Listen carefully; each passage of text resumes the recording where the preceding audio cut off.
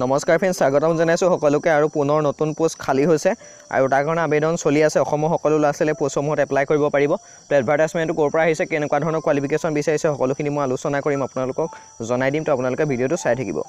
তো এডভাৰটাইজমেণ্টটো আহিছে আপোনালোকৰ ডিব্ৰুগড় বিশ্ববিদ্যালয় তথা ডিব্ৰুগড় ইউনিভাৰ্চিটিৰ ফালৰ পৰা আহিছে। এইটো ৱেবছাইটটো হয়, তাত আপোনালোকৰ তলতে এটা এডভাৰটাইজমেণ্ট আছে।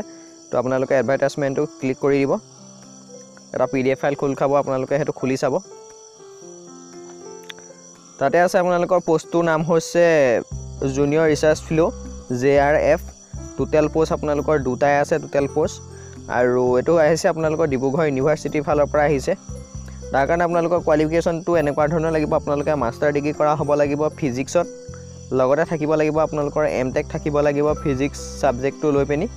লগতে আপোনালোকৰ ফাৰ্ষ্ট ক্লাছ ইকুইভেলেণ্ট যিটো CGPA চাৰ্টিফিকেট আছে সেইটো লাগিব।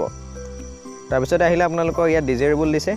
যদি আপোনালোকৰ NET নাইবা গেট আছে কিবা, তেতিয়াহ'লে আপোনালোকে পোষ্টটোত এপ্লাই কৰিব পাৰিব, তেতিয়া আপোনালোকক ডিজাৰেবল দিব। তো ইয়াৰ কাৰণে আবেদন কৰিবলৈ হ'লে আপোনালোকে যিখন বায়'ডাটা হয় ইয়াত উল্লেখ কৰা আছে, বায়'ডাটাখন আপোনালোকৰ ইয়াত দুটা ইমেইল ID দিছে। আপোনালোকে ইমেইল IDটোত বায়'ডাটা আৰু যিটো মোবাইল নাম্বাৰ হয়, মোবাইল নাম্বাৰ সহ আপোনালোকে 18 এপ্ৰিলৰ আগত পঠাব লাগিব এই ইমেইলকেইটাত। আৰু আপোনালোকৰ ইণ্টাৰভিউ ল'ব, এটা সম্ভাৱনীয় ইণ্টাৰভিউ ডেট দিছে টেণ্টেটিভ 26 এপ্ৰিলত আপোনালোকৰ ইণ্টাৰভিউ ল'ব। তাৰ কাৰণে আপোনালোকৰ ইমেইল যোগে জনাই দিব। যিটো ইমেইলৰ পৰা আপোনালোকে চেণ্ড কৰিব বায়'ডাটা, সেই ইমেইলটোলৈ তেওঁলোকে ইমেইল কৰিব।